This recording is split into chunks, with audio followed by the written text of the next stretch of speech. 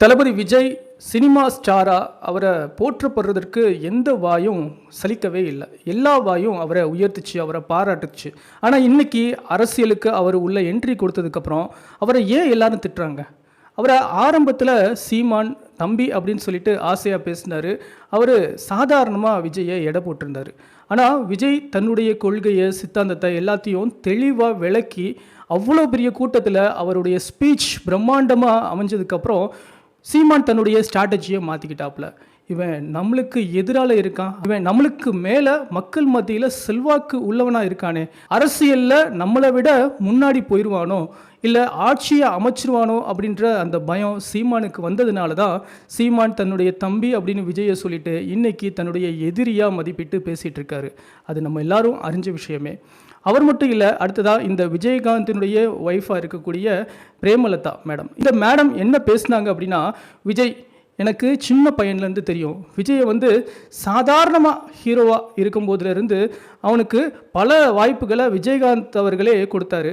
அவரை தான் நீங்கள் பெருசாக பேசிகிட்டு இருக்கீங்க, ஆனால் எங்களுக்கு அவர் விஜய் அவ்வளோதான் அப்படின்னு சொல்லிட்டு விஜய் என்னமோ தன்னுடைய குடும்பத்தில் ஒருத்தர் மாதிரியே பாவிச்சு வந்த இந்த பிரேமலதா மேடம் இருக்காங்கல்ல, இவங்க என்ன சொல்லியிருக்காங்க அப்படின்னா, விஜய் எவ்வளவு தப்பு பண்ணியிருக்காரு, விஜய் லேட்டாக மீட்டிங்க்கு வந்தது எவ்வளவு பெரிய தப்பு, விஜய் வந்த கூட்டத்துக்கு சாப்பாடு தண்ணி எதுவுமே கொடுக்கல, விஜயகாந்த் நேரத்தை தவறாமல் கூட்டத்துக்கு வருவார், அதே மாதிரி வரக்கூடிய கூட்டத்துக்கு சாப்பாடு தண்ணி எல்லாமே கொடுத்தாரு. ஆனால் விஜய் அப்படி கிடையாது அப்படின்னு சொல்லிட்டு எதிர்த்தரப்பு விமர்சனங்களை அள்ளி தெளிக்கிறாங்க திருமதி பிரேமலதா அவர்கள். அவர் மட்டுமா அப்படின்னு பார்த்தோம்னா, இங்கே திமுகவில் மு.க. ஸ்டாலின் அவர்கள் அவர் என்ன ஸ்டாண்ட் எடுத்து பேசுகிறார் அப்படின்னா, இவ்வளவு நாள் அவர் தவறே செய்யாத மாதிரியும் ஊழலே செய்யாத மாதிரியும் தன்னுடைய திமுக எந்த தவறுமே மக்களுக்கு செய்யாத மாதிரியும் விஜய்க்கு எதிராக ஸ்டாண்ட் எடுத்து மக்களை எல்லாத்தையும் அவர் தான் காப்பாற்ற போகிற மாதிரி அவ்வளோ அழகாக நாடகம் ஆடிட்டு இருக்காரு.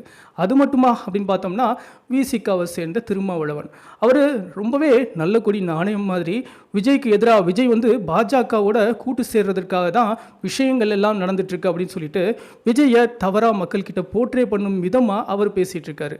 அரசியல் விமர்சகர்கள் இன்னும் ஜேர்னலிஸ்டாக இருக்கக்கூடியவர்கள், இந்த பாண்டேலாம் இருக்காப்லையா, அவர் முன்னாடி ஒரு நியூஸ் சேனலில் வேலை பார்த்தாரு, அவர் இப்போ தனியாக சோஷியல் மீடியாவில் சேனல் ஆரம்பித்து அவர் நிறைய கருத்துக்களை சொல்கிறாரு, விஜய் செய்தது இது தவறு அது தவறு அப்படின்னு சொல்லிட்டு. ஜேர்னலிஸ்ட் மணி அப்படின்னு சொல்லிட்டு அவர் பேசுகிறாரு. என்ன பேசுகிறாரு, அவர் சொல்கிறது தான் எல்லாமே சரி அப்படின்ற மாதிரியும் விஜய் செய்கிறது எல்லாமே தவறுன்ற மாதிரியும் போர்ட்ரே பண்ணிட்டு இருக்காரு. இப்படி சோஷியல் மீடியா இன்ஃப்ளூயன்சர்ஸ் பலர் விஜயை எதிர்த்து பேச துவங்கிட்டாங்க. என்னங்க பெரிய 7 மணி நேரம் லேட்டாக வந்ததுனால தான் இப்படி கூட்டமாச்சு, நெரிசலாச்சு, அதனால தான் இந்த ஸ்டாம்பேட் நடந்துச்சு, அதனால தான் இவ்வளவு பேர் மரித்து போனாங்க அப்படின்னு சொல்லிட்டு பேசிகிட்டு இருக்கீங்களே, நீங்கள் எதனால தான் டிவிகேவை சேர்ந்த பலரை இன்னைக்கு அரெஸ்ட் பண்ணியிருக்கீங்க, பலரை தேடிட்டு இருக்கீங்க அரெஸ்ட் பண்ணுறதுக்காக?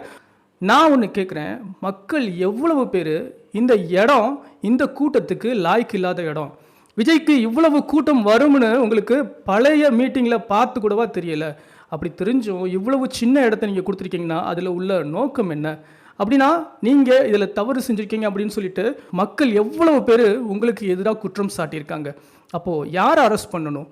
தமிழக அரசையும் தமிழக அரசு ஆட்சி செய்கிறவங்களையும் தானே அரெஸ்ட் பண்ணியிருக்கணும். அப்படி எந்த அரெஸ்ட்டும் நடக்கலை, யாரும் பொறுப்பேற்றுக்கலை. அப்போது எல்லாமே ஒன் சைடடாக தானே நடக்குது. அப்போது மக்களையும் விஜயையும் ஒரு பக்கமாக நீங்கள் வச்சு நீங்கள் எதிர்பக்கமாக, அதாவது விஜய்க்கு எதிராக இருக்கக்கூடிய அரசியல்வாதிகள் அனைவரும் விஜய்க்கும் மக்களுக்கும் எதிராக நின்று நீங்கள் இப்போ ஆட்டத்தை ஆடிட்டுருக்கீங்க. ஆனால் விஜய்க்கு அருகே ரொம்ப அருகில் ரொம்ப நெருங்கி இன்னைக்கு மக்கள் கூட இருக்காங்க அப்படின்றத நீங்கள் மறந்துடாதீங்க. இன்னும் சொற்ப காலம்தான். நீங்கள் உங்கள் ஆட்சியினுடைய பலத்தை நீங்கள் இப்போ காமிச்சிட்ருக்கீங்க. மக்கள் தங்களுடைய பலத்தை இன்னும் சொற்ப காலத்தில் தங்களுடைய வாக்கு மூலியமாக காட்ட போகிறாங்க. அதற்கப்புறம் தெரியும் இந்த நிலவரம் எல்லாம் கலவரமாக மாறப்போகுது அப்படின்னு. விஜய் சைலண்டாக இருக்காப்புல அப்படின்றது ரொம்ப பெரிய விஷயங்க, ரொம்ப பாராட்டக்கூடியதுங்க.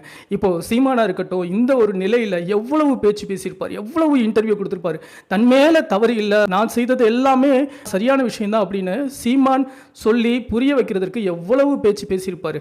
அதுதாங்க சீமான். குறை குடம் கூத்தாடிக்கிட்டே இருக்குங்க. விஜய் நிறை குடமாக இருக்கார், அவர் ரொம்ப தெளிவாக இருக்கார்.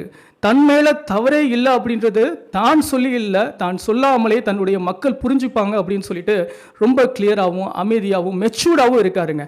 எங்களுடைய தலைவன் எங்களுக்காக இருக்கார் அப்படின்றதுல எங்களுக்கு முழு சந்தோஷமும் முழு நம்பிக்கையும் இருக்குது. இன்னொரு பதிவில் உங்களை சந்திக்கிறேன். Until then bye from your ஜெரஸ். தேங்க்யூ.